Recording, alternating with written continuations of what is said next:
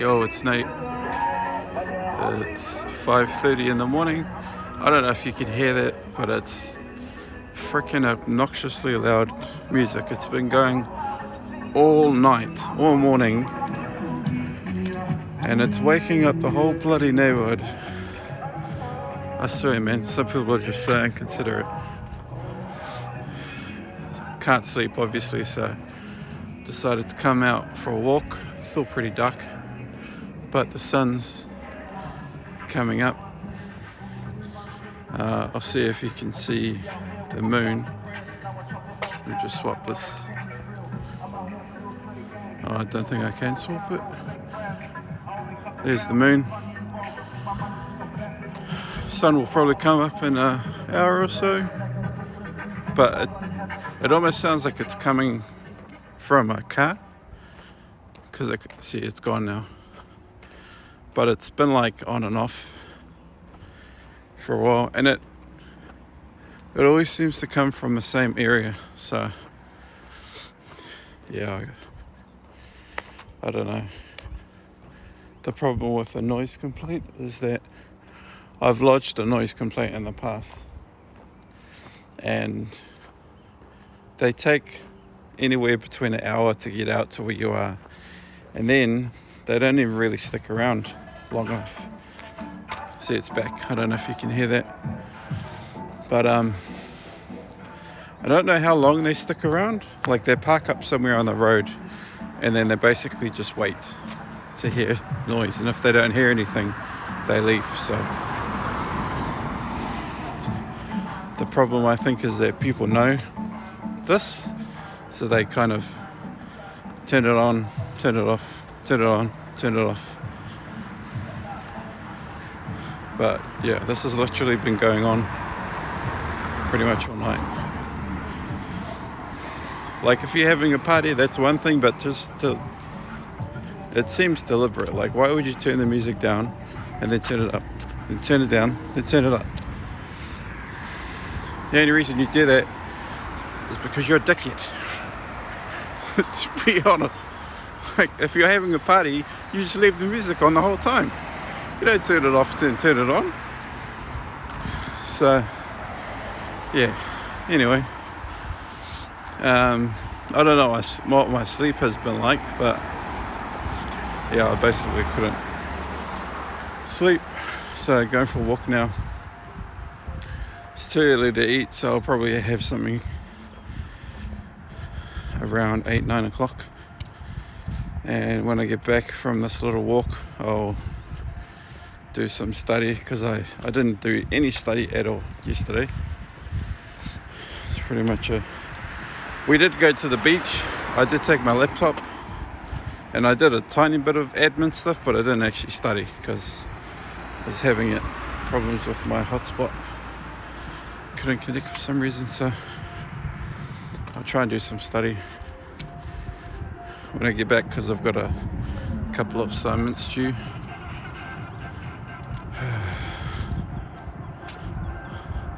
Anyway, that's enough for now. I will touch base a little bit later in the day. Oh, yeah, I forgot to mention it's Sunday. What's the date? +1 from yesterday, whatever that was. So yeah, I'll touch base with you later. See.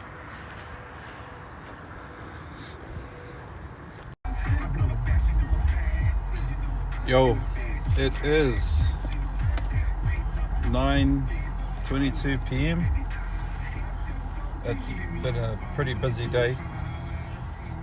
You obviously haven't seen me since the morning, so I'll just give you a quick recap. We're just heading out to the warehouse to get some stuff.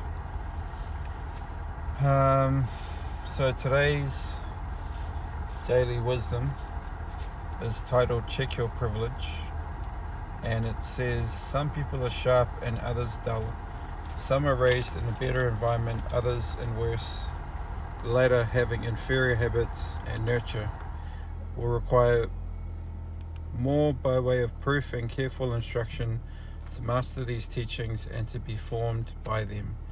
In the same way, their bodies in a bad state must be given a great deal of care when perfect health is sought. At the end of a frustrating exchange, you might find yourself thinking, this person is such an idiot, or asking, why can't they just do things right? But not everyone has the advantages that you've had. That's not to say that your own life has been easy, you just had a head start over some people. That's why it is our duty to understand and be patient with others. Philosophy is spiritual formation, care of the soul. Some need more care than others, just as some have a better metabolism or were born taller than others. The more forgiving and tolerant you can be of others, the more you can be aware of your various privileges and advantages, the more helpful and patient you will be. So I've read this a couple of times today, and actually while I was reading it, it made me think of a video and a picture that you might have seen before. I think it's quite popular when it explains equality and like the definition of equality and equal outcome. And then there's like a really good video that kind of explains the whole Head Start concept, where there's like a group of kids, I think it's in America, teenagers or whatnot, and they all start, it's like shot in a park. They all start on a line, and a teacher asks them a series of questions, and if it applies to them, they take a step backwards, and if it applies to them, they take a step forward, or they stay still or whatever. And so they ask all these questions, and there's questions like, do you come from a single parent household? Are you advantaged in any way? Blah blah blah. And pretty much all the black kids don't move, and all the white people move forward. So this demonstrates pretty much what this book is talking about. It demonstrates equality, and that different people have privileges and different people have a head start in life. So I thought that was relevant when I was reading that part. And my fiance just got in the car, so she's trying to be very quiet. But what else was I going to say? Oh yeah, I'll put all the meals that I've had on the screen, but I don't think I've eaten too much. I just had dinner, which was like 113 grams of meatloaf and a burger patty, which is probably like 30-40 grams, and a little bit of broccoli, and that was it. And I'm not that hungry. And I had a couple of glasses of water and a sip of Fanta and some other fizzy drink, like sparkling grape juice or something. So yeah, it's been a pretty busy day, and just heading out now to get some stuff. So I'll see you later. Yo, just a quick one from me. It's just a little bit after 10. I just wanted to close the video off properly. So just a quick recap of the day, the main sort of metrics. I think I've done just under 9,000 steps. Fitbit says I've burnt like 4,300. It'll be on the screen. And in terms of meals, it was it was a pretty patchy day. Breakfast was like a light breakfast. It was only 500 calories, which was a little bit surprising. It was like 6 Weet-Bix, I'm pretty sure.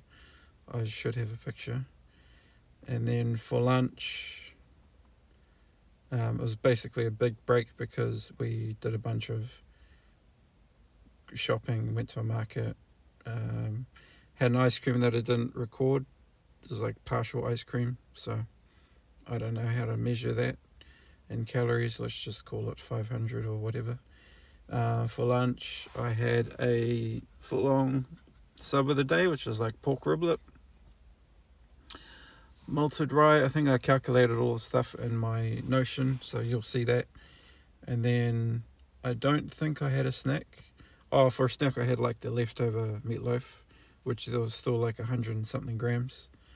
And then I had a light dinner, which was, yeah, probably about 100 grams, and one single patty, which I already talked about. And I haven't done the numbers on that, but definitely under 3,000 calories, I'm pretty sure, like pretty confident it's under 3,000.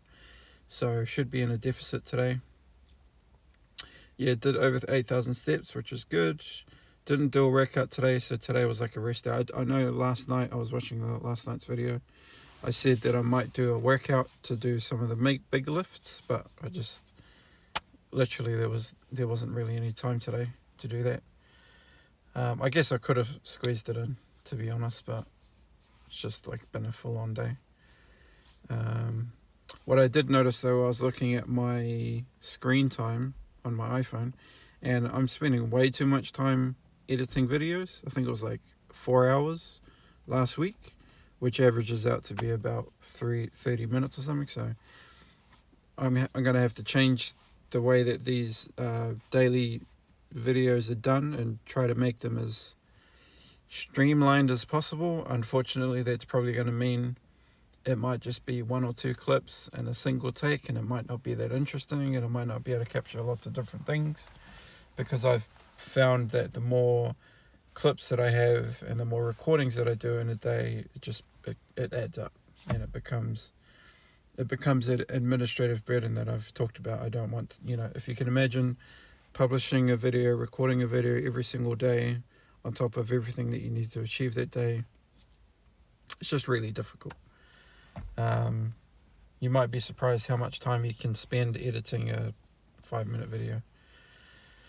Because I'm trying to keep them interesting, and I'm trying to put stuff on the screen, and I know some of that might take away from, if I'm explaining it, what's the point in showing it? So I'm figuring stuff out, and that's what this whole journey is about. So it's meant to document in real time somebody going through struggles, somebody who is trying to better their life, to lose weight, for a lifestyle change, not just temporary, because we've tried that and it hasn't worked.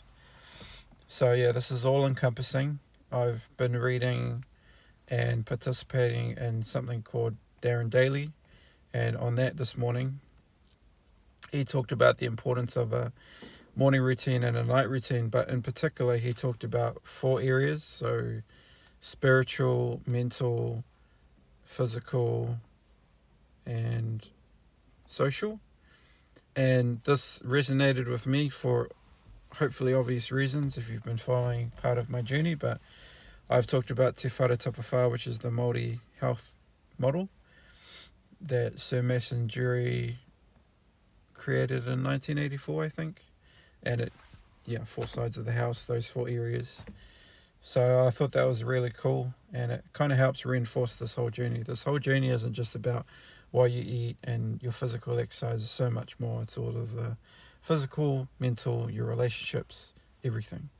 Everything is all encompassing. You can't just focus on one vector and expect your life to be better. Everything needs to be balanced and treated accordingly. So anyway, I just wanted to sum up the video. I am tired and it's late, and I should have slept pretty much an hour ago, but shit happens. So signing off for the day, and I will see you tomorrow. Cheers. Thanks for watching.